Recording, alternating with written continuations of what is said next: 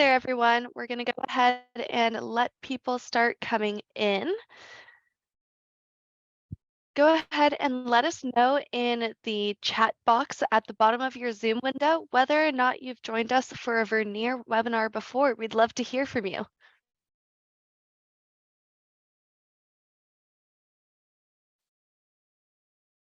Any first timers? Oh, it looks like Carl's joined us before. Welcome back. I'm here, Dylan. Hey, Jake. I've been here. I've been here a few times. Nice.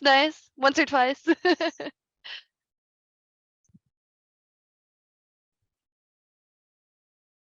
Awesome. Well, I will let Fran hop into her webinar here in just a moment, but I do have just a little bit of housekeeping. First and foremost, we are so excited to host our webinar with you. We want to answer any and all of your questions. Please feel free to put all of your questions into the chat function. It should just be a little chat box shaped thing at the bottom of your Zoom window. You can type a question in there, make sure that it's going to everyone so everyone can see your question. And Jake and myself will be monitoring the chat, answering your questions. And if there's anything we can't answer, we'll go ahead and ask Fran. If for whatever reason we don't answer your question, we will follow up with you afterwards. So don't worry, we are going to help you out and back you up.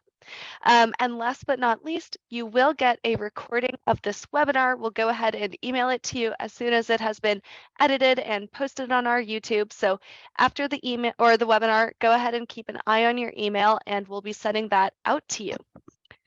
With that, I'll go ahead and pass it off to Fran. Thank you again. Hello, welcome.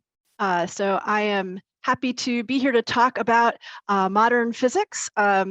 So I have a little very, very short presentation before we get into doing the actual using the spectrometers and playing around. So let me just go ahead and share that presentation. Here we are. So yes, illuminating modern physics with emission spectroscopy.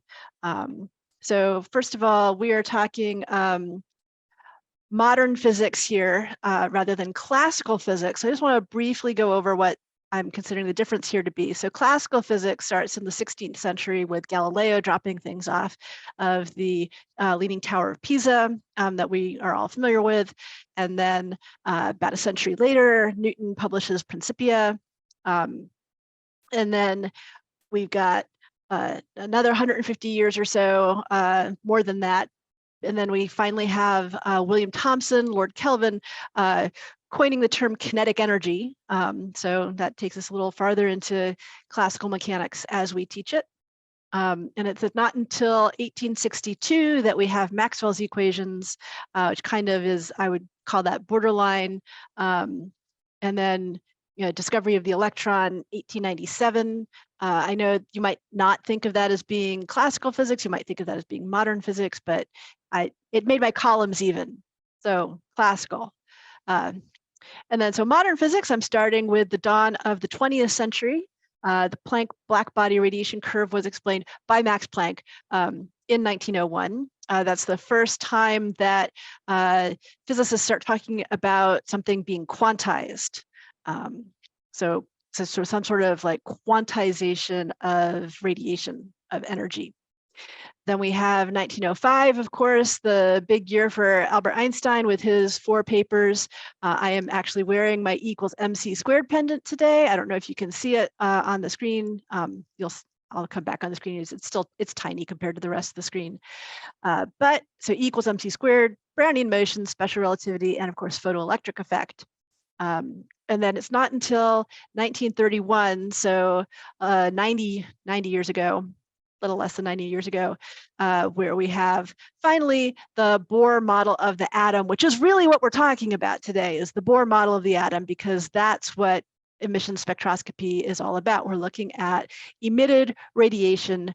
Where does emitted radiation come from? It comes from the energy transfer, the energy release when an electron goes from a higher energy state to a lower energy state, and does that in the famous term quantum leap. So it's never in between the higher energy state and the lower energy state. It is a weird jump from one to the other without ever being in between. We're going to be using spectrometers for this. The two that we currently have available that if you don't already have a spectrometer, would be the Go Direct emission spectrometer and the Go Direct SpectroVis Plus. The emission spectrometer is the slightly fancier, more expensive one. It is going to be just a teensy bit better, and it's specialized really just for emissions. And then we have the somewhat more affordable Go Direct SpectroVis Plus. And the SpectroVis Plus is something that your chemistry instructors may have one of in their classroom or in their closet. It's often used for doing things like Beer's Law. You're looking at absorption, but in this case, we're going to use it for emissions as well. There's a specialized optical fiber that you can purchase for it that converts it into being able to be used for emissions. And then we have the software that you need. So I'm going to be demonstrating with spectral analysis because that's just the easiest for me to use for this particular experiment. This all works absolutely in Logger Pro. All of our spectrometers work in Logger Pro. And if you have an older spectrometer, it's definitely going to work with Logger Pro. If you have Logger Pro, it's a great program. You can still use it. You can do all this stuff there. And then you can also do this on LabQuest app, whether you have LabQuest 2 or LabQuest 3. You just connect your spectrophotometer with the USB cable to the LabQuest, and there you are. Couple differences. There is sample data for spectrum tube emissions in Logger Pro and in spectral analysis, but there is no sample data that comes with the LabQuest for those things. So just so you know that that's a difference. And there's I see a question, how about graphical analysis? Nope, it's not going to work in graphical. We've made spectral analysis specifically to use with spectrometers and spectrophotometers so that we wouldn't have to add those features into graphical. So there you go. So I think that's my entire presentation. So let me stop sharing. There we are.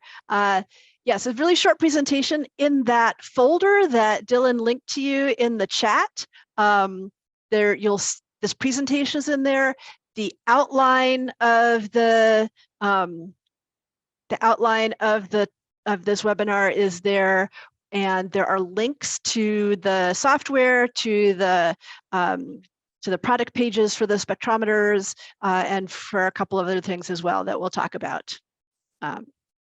So let's take a look at some of what I've got here. First, I'm going to just show off my pile of goodies here. So this is our Go Direct emission spectrometer, and it's this nice slick thing. It replaces the original emission spectrometer. Both of these will work with all three of those softwares. So spectral analysis, Logger Pro, and LabQuest. However, the Go Direct version also has Bluetooth capability. This little LED will turn on when you've got it connected via Bluetooth to your device, and this lets you use it with phones and tablets as well. Similarly, here is our Go Direct SpectroVis Plus, and there's the earlier SpectroVis Plus. This will also work with SpectroVis. You may have an ocean optics spectrometer. Those will work with Logger Pro. So there's lots of options. And then I have a variety of other things here. So let me just, this is our Spectrum tube power supply. I've got a hydrogen tube in there now, so you can see that glowing. Back in the day, we used to have one of these things, which is, it's a piece of our diffraction grating replica. And you can see that as you move it towards and away, you can see the spectral lines, the hydrogen lines as they kind of spread out from that diffraction grating. And the way I did this back in the day was you'd have your spectrum tube way on one side of the room, and there'd be a meter stick, or maybe 2 meter sticks on either side of it. And you have a piece of this stuff, only it would be a little slide that was in a little clamp. And then you'd have the students look through the diffraction grating, and they'd look at the spectrum tube, but they'd also be looking at the light. They'd be looking at the different colors, and you'd have one kid in the back with a pencil, and he'd be moving, or she would be moving it along, like to say, all right, so this line is this far away from the spectrum tube, from the central maximum. And so they'd write that down, and then they'd keep going out to find the next line, and they'd write down how far away that was, and then maybe if they could find another couple maxima out here. And oh, it was it was quite the ordeal. The room would have to be completely dark, which made it super easy to see the pencil that the student was holding. So it was quite the adventure. So the spectrometers make this a whole lot easier. And the spectrometers come with, well, they don't come with, you have to buy them separately, but they're really useful if you have an optical fiber. So I'm gonna go ahead and actually connect the GoDirect SpectroVis Plus, the USB. Gotta turn it over. So there's my GoDirect SpectroVis Plus, and I'm going to put my optical fiber end. This is it's keyed, so it only goes in one way. If you try to put it in another way, it doesn't go. So it only goes in one way to make sure that it's going to be feeding the light into the correct spot. And then I've got the other end on this little holder. This is usually used for holding up our laser pointers, but it works really well for holding the end of the optical fiber, as long as you put a little extra stuff in there. So we've got extra stuff in there. And then I did the same thing with this other optical fiber. This one is one that you use with the emission spectrometer, and it didn't quite fit, so I had to wrap some paper around it.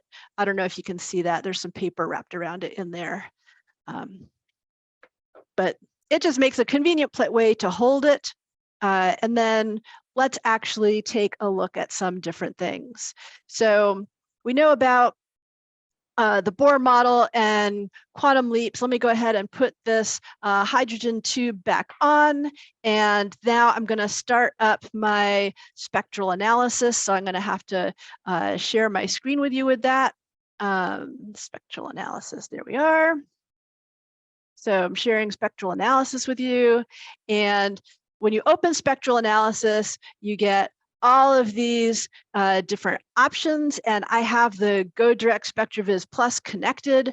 If it were not connected, I'd get a little message down there. And actually, let me go ahead and do this. I'll unplug it for a sec. It says connect to spectrometer. So I'm going to go ahead, and when I plug it in, it automatically detects it, which is super nice. If it does not automatically detect, like it doesn't, like the original SpectroVis Plus might not, I'm not actually sure, then you'd have to click on it and choose a spectrometer. We're going to do emissions. And the thing you want for emissions is the full wavelength, versus wavelength full spectrum. This is where you're going to see what it looks like through, how much is being emitted for all the different wavelengths that we can measure with it.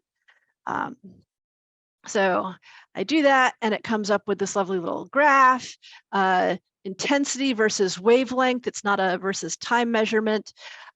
Because of this, I can hit collect at any time. And right now I'm just getting whatever random light it's picking up. If I cover the end of the fiber, it gets even lower. I don't know if you can see the numbers, but they're all like 0.01 something. But now I'm going to point this at the hydrogen tube, and now we see it settle out, and we're only getting a few wavelengths. Boy, it's a great color there. One of the great things is we can change the color here. I'm going to change it to red, which I think is a much more visible color.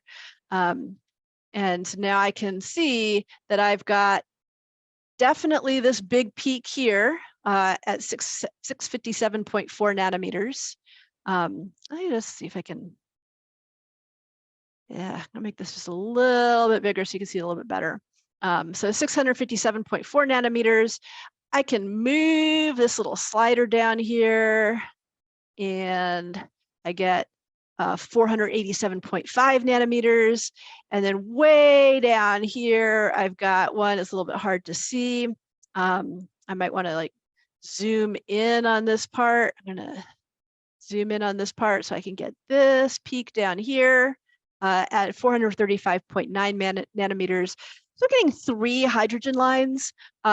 Typically with the go direct emission spectrometer, you can get 4, but what you have to do is let you, sorry, I lost my train of thought there. I was looking at the chat. So when you're using the go direct emission spectrometer, you kind of have to oversaturate by collecting extra data. And when it does that, you can pick up that 4th hydrogen line in addition to the 3rd hydrogen line. The question in the chat is about, does spectral analysis allow to lock the scale to prevent rescale when comparing sources? Comparing sources, I'm not sure what you mean. We are going to talk about looking at an incandescent light bulb versus LEDs versus fluorescent light bulbs. And they are all going to be different, like depending on how old they are, but also when they were manufactured, how many lumens were they expecting when using a filter. So these spectrometers are not calibrated.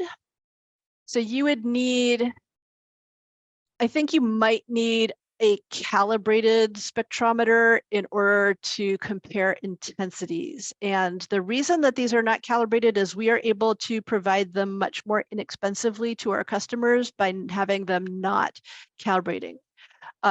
Oh, can you save a previous run? Absolutely. All the runs are automatically saved. So for example, I'm going to switch out the hydrogen tube and I'm going to stick in an argon tube because that's the other one. Oh, no, wait. Yeah, argon, because I happen to have that right here. Put that on. And now I'm going to go ahead and hit collect again. Oops, hello, hit collect again. Keeps wanting, oh, because I'm over there, right? Hit collect again. And now I'm looking at a different spectrum. And yes, my previous data is still there. I can turn that off. So when you click on the vertical axis label, you get the plot manager. This is the same as when you're using graphical analysis or Vernier video analysis. They also have the same behavior where this plot manager comes up. I can get rid of data set 1 and only look at the argon spectrum. I can leave the hydrogen spectrum and get rid of the argon spectrum, or I can have them both. And so this, by the way, this intensity, notice that there are no units on this. It's an arbitrary scale, so it's going to be between 0 and 1. It maxes out at 1. If we were to let it collect data for a longer time span before displaying, then you're actually wind up with a wider peak because it saturates. And so you can't as easily measure the wavelength, but that's what you need to do in order to get the ones that are fainter, so the tinier ones, like down there. All right, so yes, we've got these spectra here. We can look at these and compare to some sample data. I'm not going to save this. I'm going to choose a file. Oops, I didn't need to. I'm actually going to go to sample data. Sorry. So notice this is from Vernier.com. This will send us to our website, sample data. Let me just stop sharing for real quick here and share again to make sure that I'm sharing the whole screen and not. There we are. So now this actually takes us to the sample experiment downloads. And the one you want, it says hydrogen gas emission spectrum. But if you click on that one, and then, so that goes into downloads, does this even work? I don't know if that even works. So if I go back to spectral analysis now, and now I choose the file and I don't save, now I think that is in the downloads, and there's my spectral analysis file, and I'm going to open that. So it gives you the intensity here for hydrogen. Notice it says hydrogen up here. I've also got helium, neon, and nitrogen to choose from. So I can not do hydrogen, I can do helium. Again, got this color that I don't like, so I'm going to change it to a different color that I like better. Neon, which is this dark blue color, or nitrogen, which is this pink color. So yeah, so this is sample data, so you can compare to if you have an unknown, for example, that you want students to determine. And here you can actually just barely see that fourth line at 409.5 nanometers. All right, so we've got those sample data. Remember, there's also sample data in Logger Pro. Logger Pro will actually have more sample data than just those four different ones. All right, I want to go on to some black body radiation. So I'm going to stop sharing for a sec. And I have this lamp here, and I'm going to put in an incandescent bulb because incandescent bulbs are all the rage these days. Ha. And what So is an latest technology, right? The latest technology, right? So this incandescent bulb, it's is going on in my computer here. All right, never mind. So how does an incandescent bulb work? It's a thing that glows, right? So is big, and why does it glow? It's because we got it hot. So I'm gonna take my, I gotta turn off this thing. I'm gonna go ahead and turn that on and start sharing my screen again and share spectral analysis again. And gonna go ahead and hit the collect button. And why is it not doing anything? I'm gonna start a new experiment because that resets things and then things are good. New experiment, don't save. Emissions, wavelength, and collect. This is weird.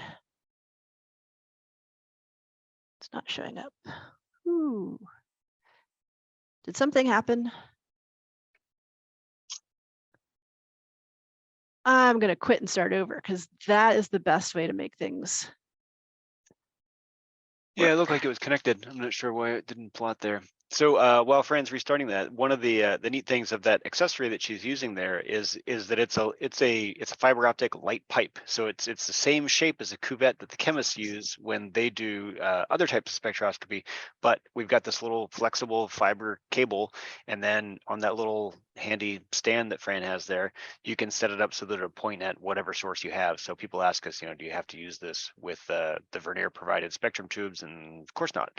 You can point it at whatever you want. So people have done all sorts of neat things with this little light pipe. One of my favorites was a chemist who took it around to the supermarket and compared the different light sources in the supermarket because he'd heard that they use different colors to make things look more of one way or another in the supermarket. And sure enough, the lights over the bananas, I always get this wrong, the lights over the bananas in the supermarket are more red. Fran, is that right? I don't know. This is not something I did. They hit it with more red light to make the green bananas appear more yellow than they actually are. Oh my God. And he could plot that. So he had it, had it tucked up in his coat. And when the manager came over and gave him a hard time, he was like, "Oh, I'm just doing some blah, blah, blah, blah," and just walked away. I'm doing science. Yeah, I'm sciencing. So anyway, here is, oh, that's really intense. It's a really bright light. There we go. I got it down a little bit. So here is my glowing filament. And my glowing filament is not a perfect black body curve. Notice that it's got this big dip here. I think that the reason it's not a perfect black body curve is because we have a non-calibrated spectrometer.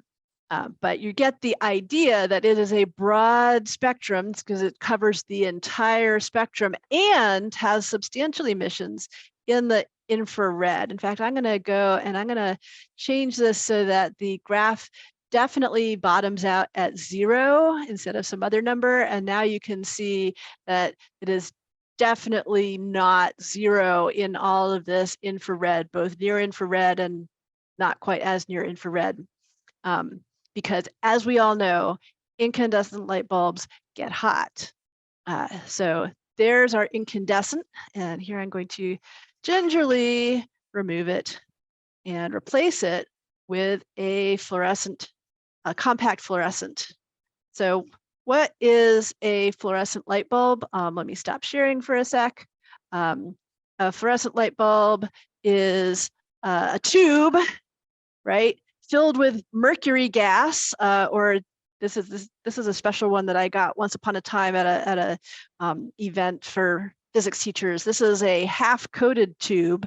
So this side, you would just get some nice ultraviolet radiation, which I don't have a way to light this, so you don't have to worry. Besides which, even if our cameras could pick up UV, the screen you're watching this on is not going to be emitting UV, so you're safe. But then this coated part, the part where it's white. I'm not taking any chances, friend. The part where it's white is coated with a phosphor.